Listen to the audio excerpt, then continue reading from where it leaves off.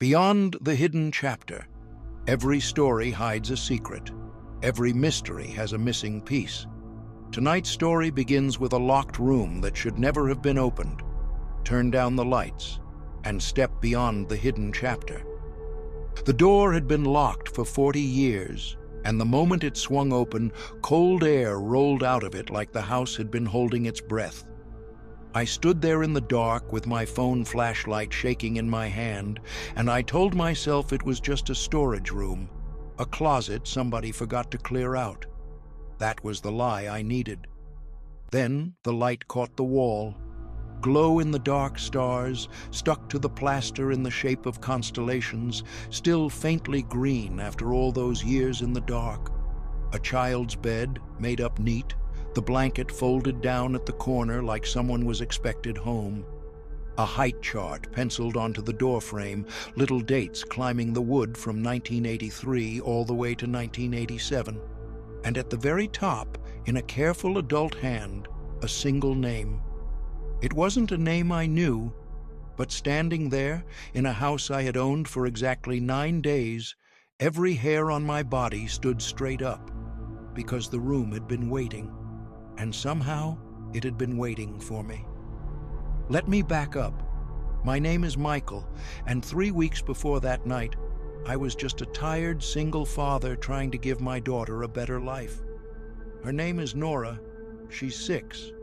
Her mother left when she was 2, and since then it's been the two of us against the world, mostly losing.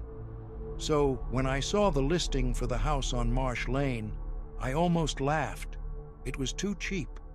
A big old Craftsman, 4 bedrooms, original wood floors, a wraparound porch, on a quiet street with mature trees, for less than half what it should have cost. The kind of price that makes you check twice for the catch. I asked the realtor about it. She was a young woman named Priya, and I watched something pass behind her eyes before she smiled. "The previous owner passed away," she said. "The estate just wants it sold. No haggling. They're motivated." I should have asked more. But Nora was in the back seat singing to herself, and I was so tired of our cramped apartment with the thin walls, and the price felt like the first kind thing the universe had done for us in years. I signed the papers. I didn't read all of them. Remember that. It matters later. The house felt fine at first. Better than fine. Nora ran from room to room laughing, claiming the bedroom with the window seat, and I stood in the empty living room with the afternoon light pouring gold across the floor and let myself feel hopeful. But old houses talk to you if you listen, and this one was telling me something was wrong. The first thing was the smell of fresh paint. Just one stretch of the upstairs hallway, painted recently when everything else in the house was decades old. Why paint one random patch of wall in a house you're selling cheap and fast? The second thing was the thermostat.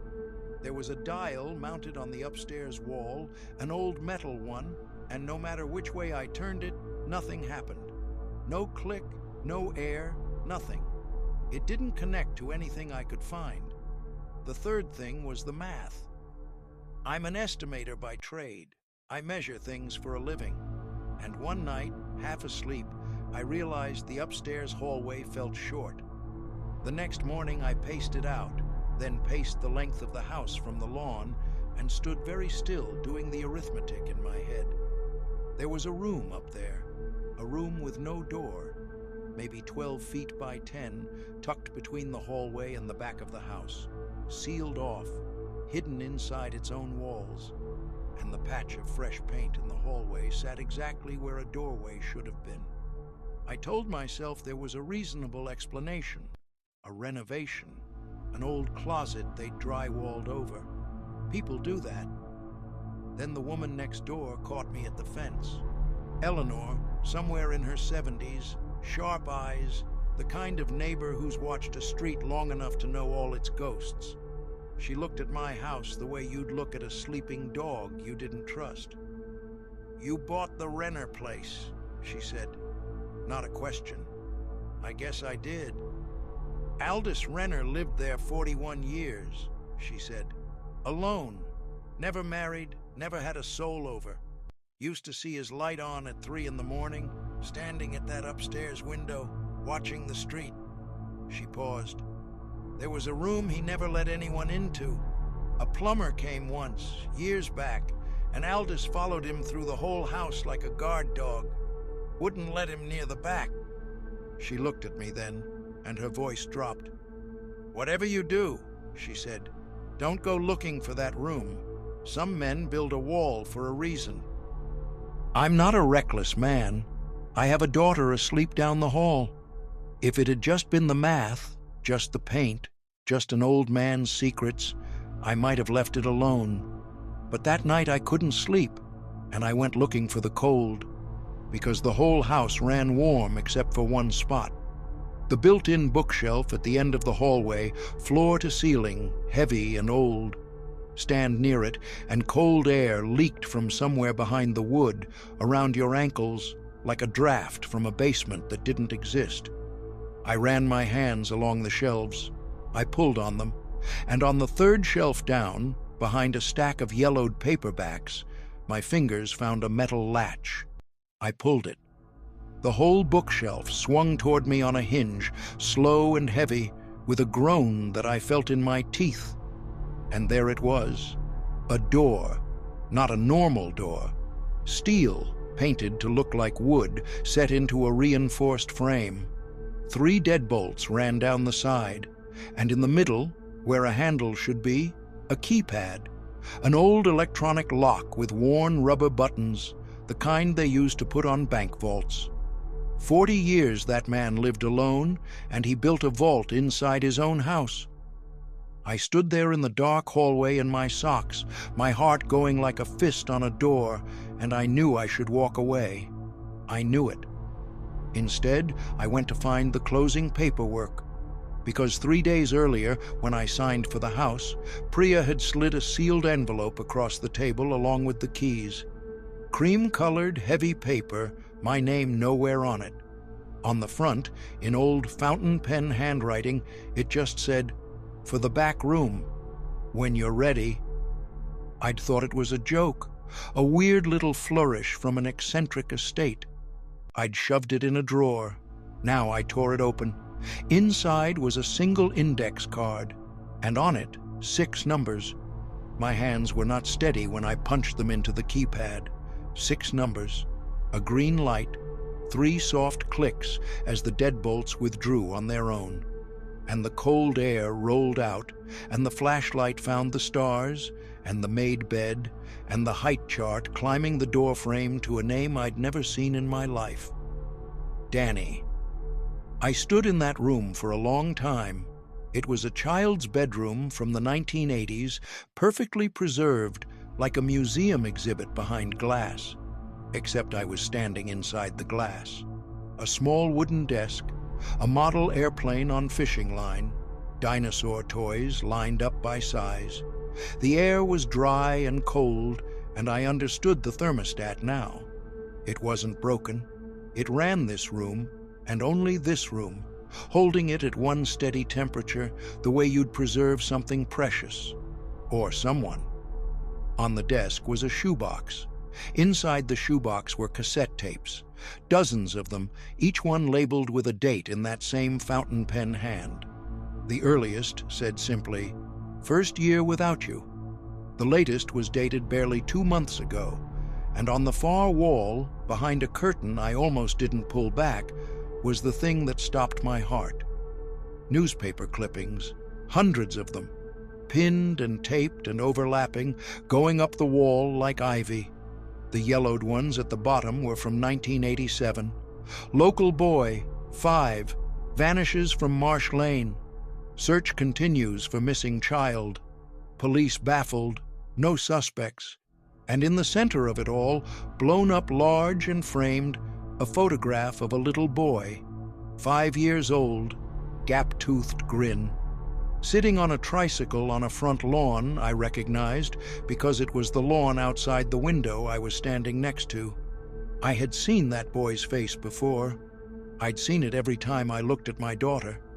I'd seen it in the one baby photo my adoptive mother kept on her mantle, the only picture from before I came to live with her. I have no memories before the age of 6. None.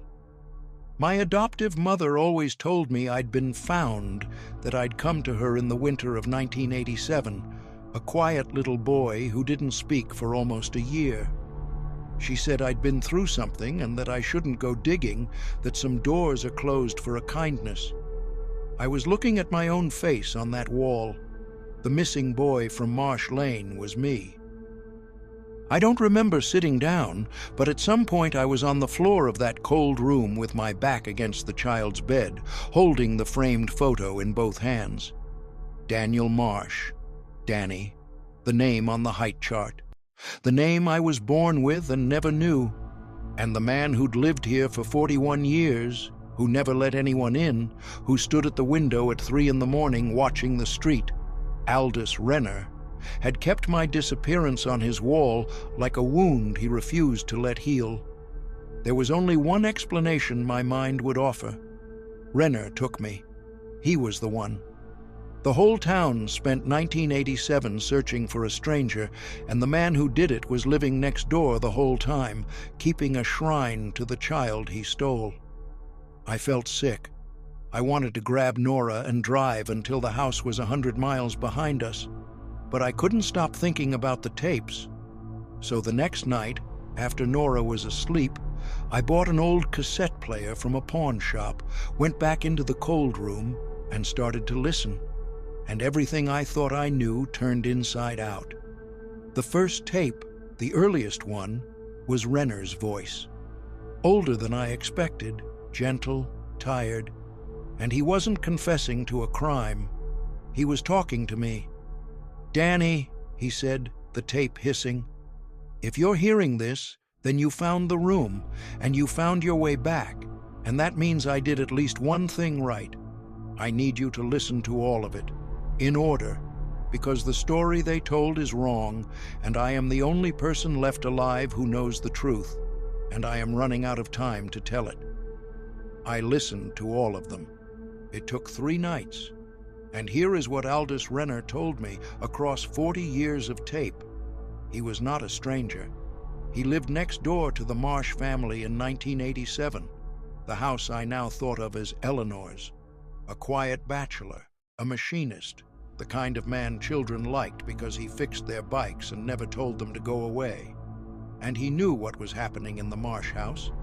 He kept it careful on the tapes, like even 40 years later it hurt to say plainly.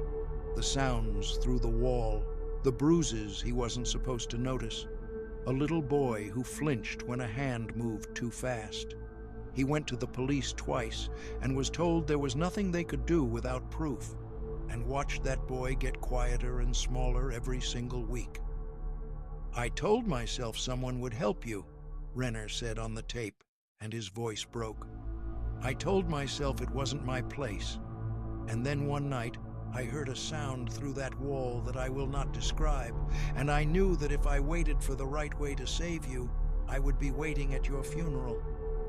So Aldous Renner did a terrible, criminal, unforgivable thing. He took me. He took me out of that house in the dark, and he did not call the police, because the police already knew and had already failed me. He drove me 3 states away to a woman he trusted with his life. A woman who had wanted a child for years and could not have one. My adoptive mother. He gave me to her, and he gave her a story, and he came back home to Marsh Lane and lived the rest of his life beside the empty house of the family he'd robbed of their victim. He let the whole world believe a child had vanished. He let himself be a suspect. He sat through police interviews and never broke, because if the truth ever came out, they'd have taken me from the only safe home I'd known and handed me back to the man the law still called my father. "I committed a crime to undo a crime," he said. "I have never once been sure I had the right. But I have been sure of this. You grew up safe. I checked. Every year, from far away, I checked. And every year I came in here and I told you about it, in case the day ever came that I could tell you to your face. The day never came. The last tape was dated 2 months before I bought the house. His voice was very thin on it. "I'm dying, Danny," he said, "and I've made an arrangement. The house will be sold cheap to a family. I asked for a family with a young child. I want this room to belong to a father who will understand why I built it. The envelope will be waiting. The numbers are your birthday, your real one, March the 4th. I never knew if you'd open it, but a man has to leave the truth somewhere, even if no one ever comes to collect it." I sat in that cold room with the tape hissing into silence, and I understood the patch of fresh paint and the vault and the 41 years a man spent watching a street. He hadn't been guarding a trophy. He'd been guarding a confession and a child's empty bed, and the only honest version of a story that destroyed his whole life to save mine. I've thought about what to do with the truth every day since. Daniel Marsh is still, officially, a missing child, and somewhere my birth father, if he's still alive, is an old man who was never charged with anything because the only crime anyone could see was the kidnapping that took his victim out of his hands. I could come forward, give Daniel Marsh a grave to close, give Aldous Renner the truth he carried alone for 40 years. But the moment I do, I have to play those tapes for strangers and turn my quiet life into a headline with my 6-year-old daughter standing in the middle of it. Or I can do what Renner did, carry it, stay silent for the sake of a child. I haven't decided. I'm not sure I ever will. But here is the part I can't stop turning over, the part that wakes me at 3 in the morning, standing at that same upstairs window where he used to stand. Nora's bedroom, the one with the window seat that she claimed on the very first day, laughing before I knew anything, shares a wall with the cold room. Her bed sits on the other side of the plaster from the bed where a boy named Danny used to sleep. Renner asked the estate to sell only to a family with a young child. I always assumed it was sentiment, a wish for the house to feel alive again. But the last thing I found in that room was a child's drawing tucked under the mattress. New paper, bright crayon, a house, a sun, 2 stick figures holding hands, a tall one and a small one. And in the corner, in a 6-year-old's wobbling letters, was Nora's name. She'd been in there. Somehow, sometime in our first 9 days, my daughter had found her way into a sealed room behind a vault door that I had to be handed a code to open, and she had never said a word about it. I asked her as gently as I could when she'd drawn it. She looked up at me, calm as still water, and she said, "The man with the stars told me to. He said to leave it for when you found us. There is no man. Aldous Renner has been dead for 2 months. I've checked every lock in this house twice. I've changed the code, and every night I sit outside Nora's door until she falls asleep, listening to the cold air whisper through a wall that should be solid, telling myself there's a reasonable explanation. That's the lie I need now, the same one Renner needed, the same one my mother needed, the same one this house has been telling, room by room, for 40 years. Some doors, they told me, are closed for a kindness. I'm starting to understand that the cruelest thing you can do is open them.